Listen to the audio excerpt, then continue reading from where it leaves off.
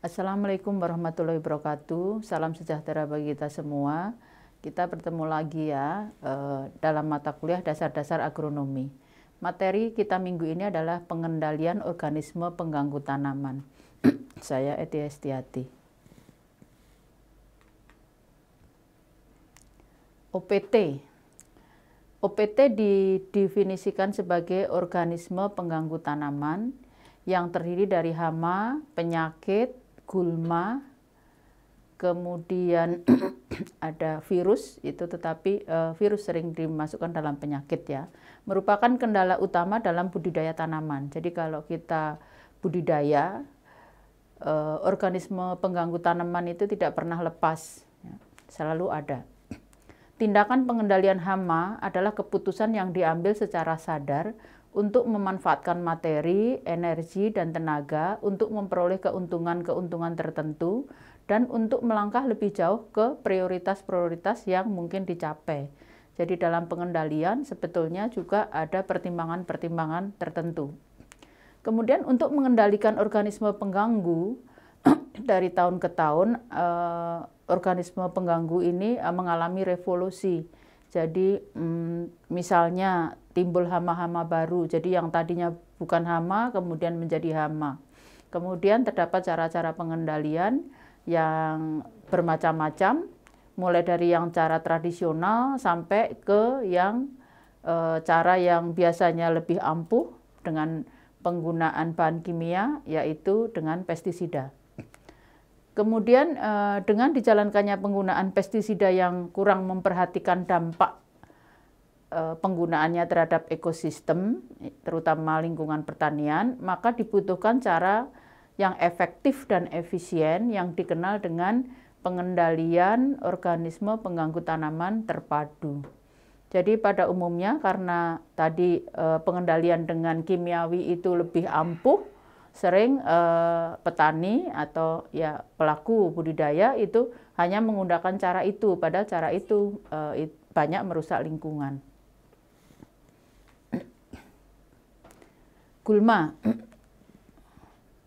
Gulma selalu terdapat pada setiap lahan pertanian dan tumbuh bebas apabila tidak dilakukan pengendalian dengan serius.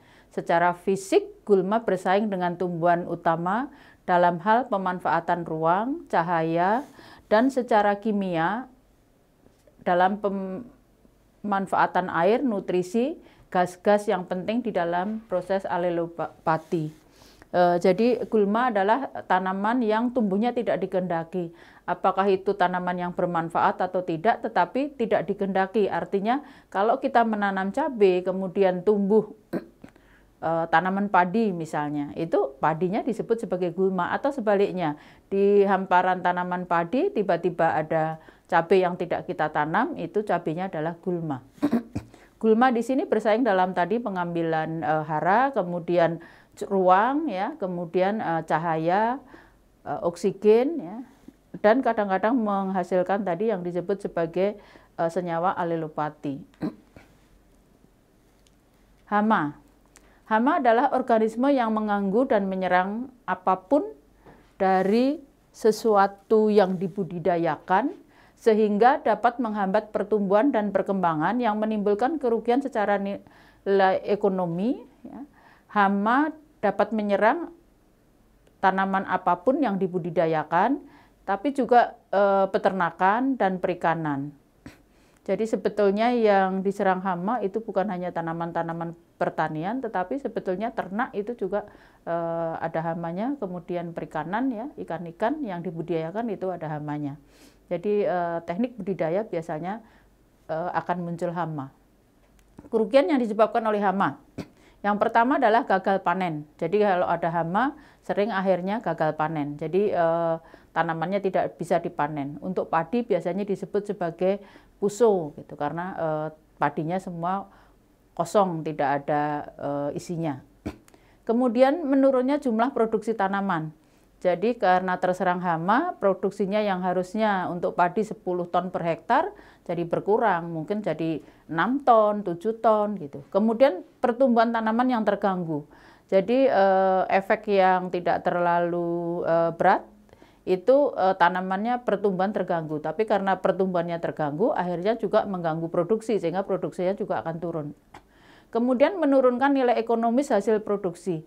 Kalau produksinya turun, tentu saja harganya juga atau perolehan secara ekonomi itu nominalnya juga akan turun. Kemudian munculnya resistensi dan resurgensi hama. Jadi hama sendiri gitu ya, kalau dibiarkan nanti akan muncul eksplosi hama, kemudian ada resurgensi hama. Jadi tadi peledakan dan hama-hama yang tahan ya, jadi yang tahan, jadi walaupun dikendalikan, apakah itu dengan pestisida atau cara-cara yang lain, tetapi karena sudah sering dikendalikan dengan cara yang sama, hamanya akan kuat ya atau tahan. Kemudian penyakit. Penyakit adalah sebuah kondisi yang mengakibatkan tanaman tidak bisa tumbuh dengan normal, dikarenakan adanya gangguan pada organ tanaman yang disebabkan oleh mikroorganisme pengganggu. Nah, mikroorganisme pengganggu ini bisa patogen-patogen ya, bisa juga propagul yang dibawa oleh hama, kemudian bisa juga virus, bisa juga penyakit itu yang disebabkan karena dari tanahnya yang disebut sebagai soil-borne.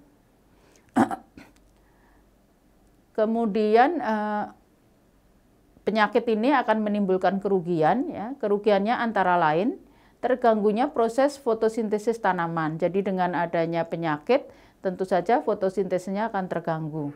Kemudian terganggunya proses absorpsi unsur hara dan mineral tanah. Jadi akan mengganggu absorpsi unsur hara, otomatis juga nanti akan mengganggu fotosintesis. Kemudian seperti hama akan menyebabkan kegagalan panen. Jadi serangan yang sangat berat itu akan menyebabkan kegagalan panen. Kemudian penurunan nilai ekonomi. Sebagai contoh, buah-buahan yang terkena penyakit biasanya juga menyebabkan penampilannya juga jadi abnormal atau tidak normal sehingga tidak disenangi, sehingga tidak laku dijual atau nilai jualnya turun. Pengendalian hama terpadu. Pengendalian hama terpadu merupakan dasar kebijakan pemerintah dalam melaksanakan kegiatan perlindungan tanaman. Landasan hukum dari dasar pelaksanaan kegiatan perlindungan tanaman adalah Undang-Undang Nomor 12 Tahun 92 tentang Sistem Budidaya Tanaman, kemudian Peraturan Pemerintah Nomor 6 Tahun 1995 tentang Perlindungan Tanaman, dan Keputusan Menteri Pertanian Nomor 887/Keputusan. Pengendalian hama terpadu didefinisikan sebagai cara pendekatan atau cara berpikir tentang pengendalian organisme pengganggu tumbuhan atau OPT yang didasarkan pada pertimbangan ekologi dan efisiensi ekonomi dalam rangka pengelolaan agroekosistem yang berwawasan lingkungan berkelanjutan. Jadi kita bicara lingkungan yang berkelanjutan. Dengan pengertian ini, konsepsi PHT telah sejalan dengan paradigma pembangunan agribisnis. Konsep PHT muncul dan berkembang sebagai koreksi terhadap kebijakan pengendalian hama secara konvensional yang hanya menekankan penggunaan pestisida. Seperti yang sudah saya sampaikan tadi, pelaku budidaya atau pelaku agribisnis itu hanya mengandalkan pengendalian dengan pestisida tanpa melihat akibatnya ya terjadinya pencemaran lingkungan. Oleh karena itu pemerintah mengeluarkan aturan pengendalian hama terpadu. Pestisida. Apa sih yang disebut dengan pestisida? Pestisida adalah substansi kimia dan bahan lain serta jasad renik dan virus yang digunakan untuk mengendalikan berbagai hama. Yang dimaksud hama di sini adalah sangat luas, yaitu serangga, tungo, kemudian tumbuhan pengganggu, kemudian penyakit tanaman yang disebabkan oleh fungi atau jamur, kemudian bakteri, virus, nematoda, jadi bisa cacing, kemudian bisa mite, ya, siput, tikus, burung, dan hewan lain yang dianggap merugikan. Sehingga nama-nama dari pestisida ini tergantung sasarannya. Kalau misalnya sasarannya untuk jamur disebut sebagai fungisida, sasarannya untuk serangga disebut insektisida, untuk gulma disebut herbisida, dan seterusnya. Kerugian penggunaan pestisida. Munculnya ketahanan atau resistensi hama terhadap pestisida. Jadi kalau penggunaan pestisida terus-menerus seperti yang saya sampaikan tadi, hamanya akan resisten atau tahan. Kemudian resurgensi hama. Resurgensi hama adalah peledakan ya jumlah hama. Jadi justru karena serangga-serangga predatornya ya atau parasitnya hama itu akan mati karena waktu dikendalikan dengan bahan kimia kan kadang yang mati bukan hamanya sendiri, tetapi juga hewan-hewan predatornya atau hama-hama yang sebagai predator. Dia mati, karena mati justru hamanya sendiri yang akan meledak populasinya. Kemudian pencemaran terhadap ekosistem sungai, kolam, rawa, danau, dan perairan. Kemudian mencemari lingkungan dengan segala akibatnya, termasuk residu pestisida. Jadi residu pestisida ini terutama di dalam tanah itu juga cukup rawan ya atau membahayakan. Kemudian memerlukan biaya yang mahal karena ketergantungan keberhasilan budidaya tanaman menggunakan pestisida. Pestisida itu mahal sehingga pengendalian menggunakan pestisida itu juga merupakan input pertanian yang tinggi. Prinsip dasar dan konsep pengendalian hama terpadu atau PHT. Yang pertama, budidaya tanaman sehat. Jadi kalau tanaman sehat, hama, penyakit ya, itu bisa bisa diatasi sendiri oleh tanaman itu gitu. Jadi tanaman tidak mudah terserang hama, tidak mudah terserang penyakit. Kemudian memanfaatkan musuh alami. Hama punya musuh alami sehingga sebetulnya yang diberantas tidak hanya hama tapi musuh alaminya saja gitu. Atau musuh alaminya dibiarkan berkembang. Jadi musuh alaminya berkembang, kemudian musuh alami itu yang akan nanti memakan hama atau akan mengganggu hama itu. Jadi tidak selalu harus hamanya yang dibunuh, tapi musuh alaminya yang dibiarkan berkembang, nanti musuh alami ini yang akan memakan hama atau mengendalikan hama. Kemudian pengamatan dan pemantauan rutin. Jadi di dalam PHT perlu ada pengamatan sebetulnya sampai seberapa sih kerugian atau serangan hama ini. Kalau memang serangannya di bawah ambang normal atau kerugiannya masih di bawah batas ambang ekonomi, ya tidak perlu dikendalikan dengan cara-cara yang mahal gitu. Jadi ada cara-cara yang sederhana sehingga tidak perlu biaya tinggi. Kemudian petani sebagai ahli PHT. Jadi petani itu harus dilibatkan bagaimana sih cara pengendalian hama terpadu sehingga tidak mencemari lingkungan, tidak input tinggi, dan sebagainya. Nah, cara-cara pengendalian. Cara-cara pengendalian terhadap hama, penyakit, gulma itu sebetulnya banyak ya. Jadi bukan hanya kimiawi, ada secara fisik.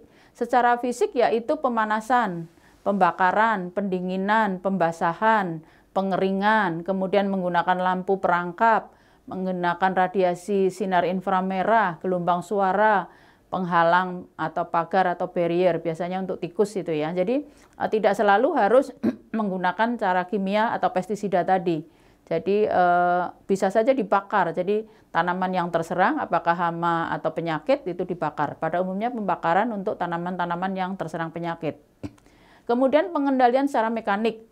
Pengendalian secara mekanik dilakukan antara lain dengan cara pengumpulan hama dan telurnya menggunakan tangan. Jadi hama dan telurnya diambil kemudian dimusnahkan. Jadi tidak harus diberantas menggunakan kimia tadi, tidak harus dibunuh menggunakan kimia, tapi dikumpulkan saja, telurnya juga begitu, kemudian matikan ya. Kemudian memangkas cabang, ranting atau bagian tanaman lain yang terserang hama atau penyakit. Pada umumnya ini penyakit ya yang terserang itu karena bisa menularkan ke yang lain, itu harus dipangkas. Kemudian gropyokan, ini untuk tikus ya, biasanya dilakukan dengan gropyokan. Itu sering di daerah-daerah dilakukan gropyokan untuk menangkap tikus. Kemudian pemasangan perangkap hama ya, jadi ada perangkap hama, jadi hamanya biar terperangkap di situ. bisa menggunakan lampu atau trap yang lain. Kemudian pembungkusan buah. Jadi agar buah ya pada umumnya belimbing, jambu itu kan sering berulat ya. Nah, agar dia tidak diserang hama. Jadi ulat itu sebetulnya tadinya dia dirusak oleh serangga, kemudian telurnya masuk, kemudian pada waktu dia matang akhirnya akan menetas ya sehingga berulat. Nah, agar tidak berulat dari kecil ya buahnya udah harus dibungkus. Kemudian pengendalian kultur teknik. Pengendalian kultur teknik itu mengurangi kesesuaian ekosistem hama dengan melakukan sanitasi, modifikasi inang, pengelolaan air, dan pengolahan lahan. Jadi di sini menggunakan cara-cara kultur teknik. Kemudian pengalihan populasi hama menjauhi pertanaman. Jadi dibuat agar hama tidak mendekati tanaman. Misalnya menggunakan tanaman perangkap. Jadi sekarang banyak kita lihat di antara padi itu ada tanaman-tanaman bunga ya yang tujuannya menangkap atau sebagai perangkap hama sehingga hamanya tidak lari ke padi. Kemudian pengendalian dengan varietas yang tahan. Jadi ini tugasnya pemulia. Jadi pemulia menciptakan varietas yang tahan.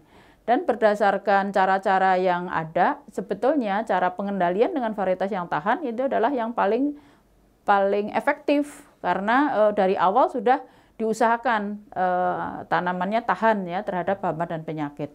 Kemudian pengendalian secara hayati. Jadi ini lawan dari kimia.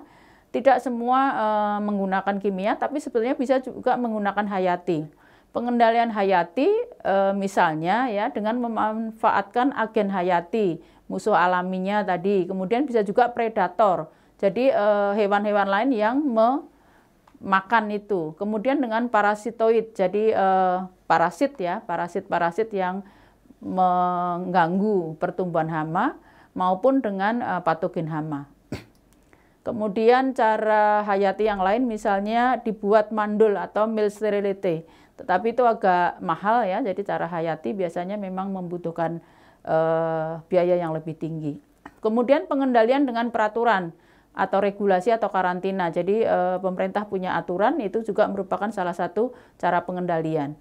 Nah, kemudian yang sudah kita ketahui bersama tadi pengendalian secara kimiawi yaitu menggunakan pestisida. Macamnya banyak tadi tergantung sasarannya apa. Tadi ada fungisida, insektisida, herbisida, mitisida, dan sebagainya. Sekian, terima kasih. Wassalamualaikum warahmatullahi wabarakatuh.